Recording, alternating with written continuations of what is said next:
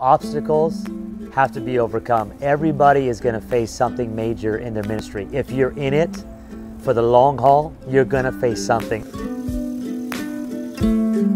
I think I was under the impression that big situations that arise, that's everybody else. I never would have thought I would have faced what I faced really in the last 4 years of my life.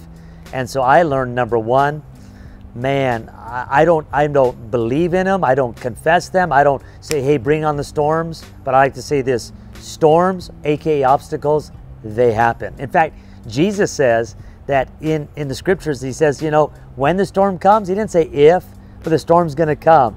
And so I've learned that, number one, Benny Perez is extremely, extremely vulnerable.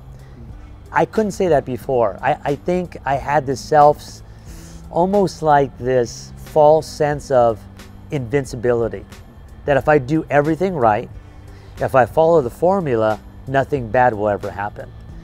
And I did. I thought there was a formula, and yet I found myself in some of the biggest obstacles and biggest storms of my life.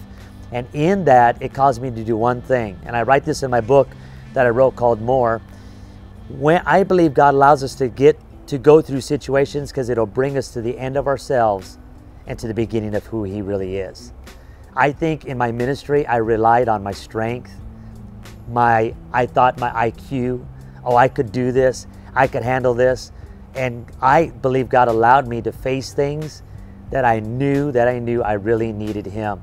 And so as I begin to trust and lean on Him, it's amazing how He brought me through. I quit trying, and I actually began to rest in Him and use phrases like, you know, if this is it, if this is the way it's going to go, it's okay, because, you know, I still got Jesus, I still got my family, and everything's going to be okay.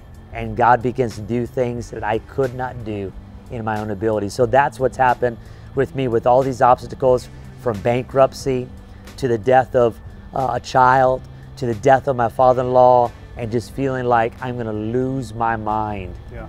But Lord, I got to choose to rest in You.